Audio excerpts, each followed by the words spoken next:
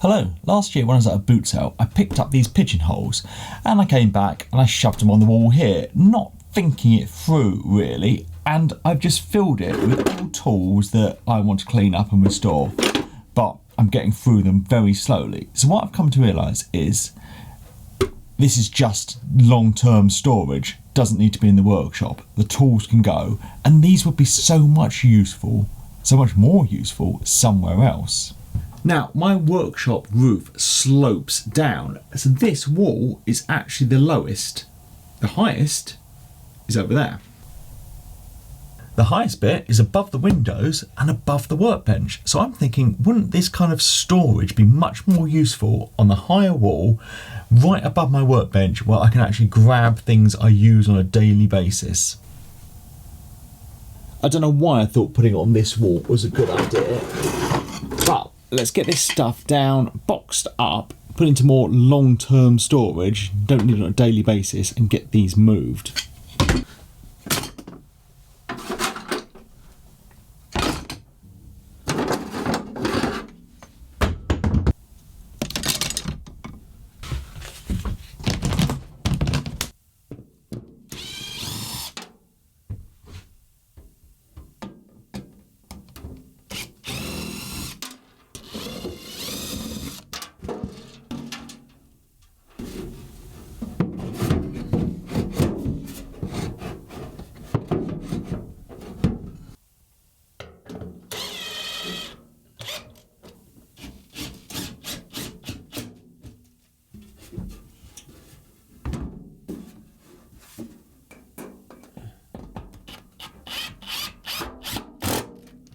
I get this all filled back up now. I've got some space on top where my mallets can go, and I can fill the pigeonholes up.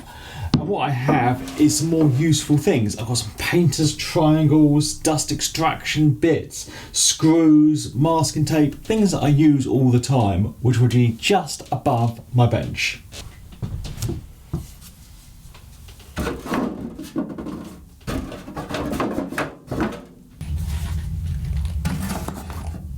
I think these are going to work much better this side, and I've only got them about half full, so I might put some more bits in, like some power tool batteries, so when a battery dies I can just grab it from there. It seems to make more sense, and it actually feels more spacious in here with that gone off the back wall. Also, I've removed my acoustic panels. It might sound a bit echoey in here at the moment, but I'm going to do something else hopefully when they turn up. Now I've got this overhang above the bench, I'm seeing that as a bit of an opportunity. I have some of these strip lights spare. I'm thinking I can attach them to the underside and light up the bench.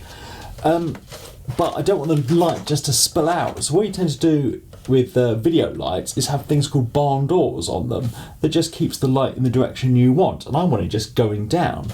So I have some plywood that looks like it's exactly the right size, so I'm going to cut some strips to make a box to go around this.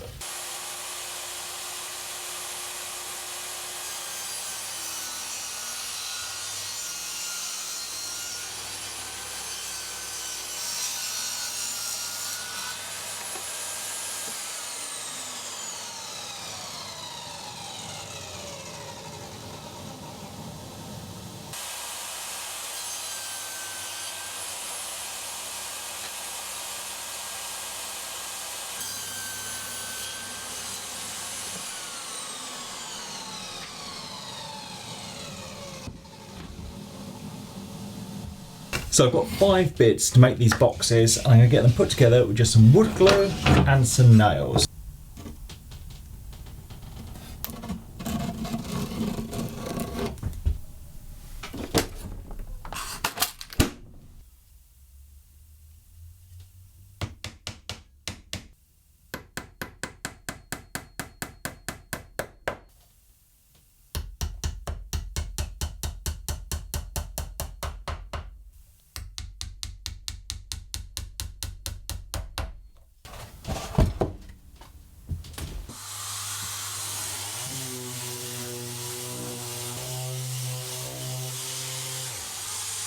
I definitely don't like the look of just plywood, so I have some chalkboard paint. I'm going to give it a coat of that.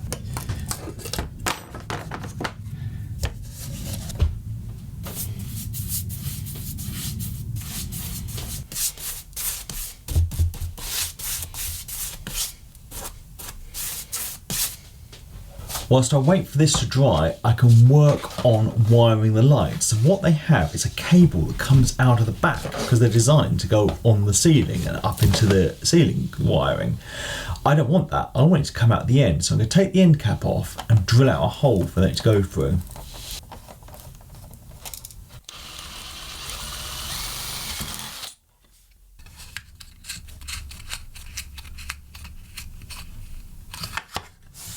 I put a little thing on here that's just a bit of cable relief so it doesn't get pulled out. Now it comes with incredibly short cable, this, so I'm going to get a switch attached there and then I can extend the cable along. I realised before I get the switch on this, I need the cable to be coming out of the box. That would have been a bit of a mistake and I've had to have redone it. So I'm going to get a hole drilled, get the cable put through and then the switch can go on.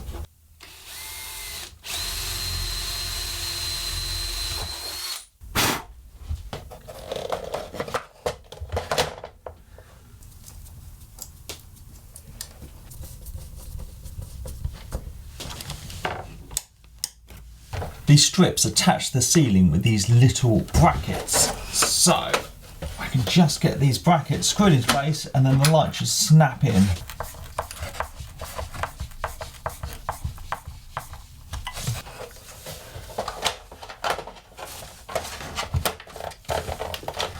So now I need to attach this to under here. I could get it screwed in from underneath, but I think I'm going to have a go using some magnets. I've got some 25mm ones because I have a 25mm Forstner bit that I can get drilled and get these put in.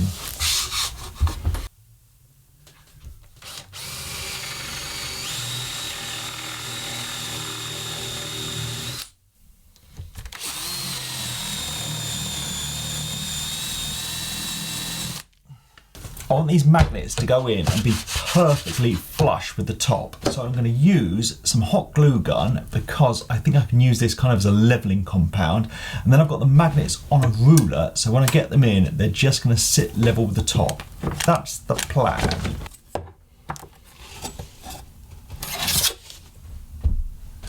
Right, let's see if this works. Oh, yes.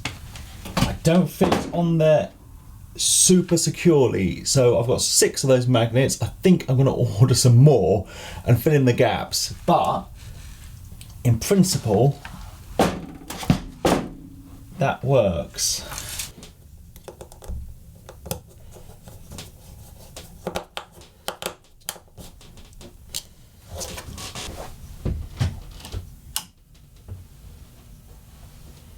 So I think that's worked pretty well. I've ordered more magnets, so I will do that next week when they come.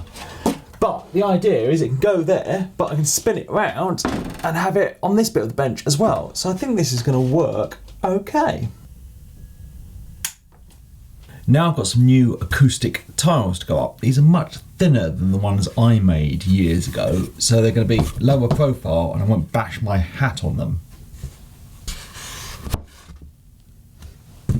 These were just from Amazon, they're really cheap, and I ordered some double-sided tape, thicker than normal, this stuff, to mount them with. So I'm just going to get a couple of bits of tape on the back of these and put them up. So if you're interested in making your workshop or any space less echoey, I'll put links to the tape and these tiles down below.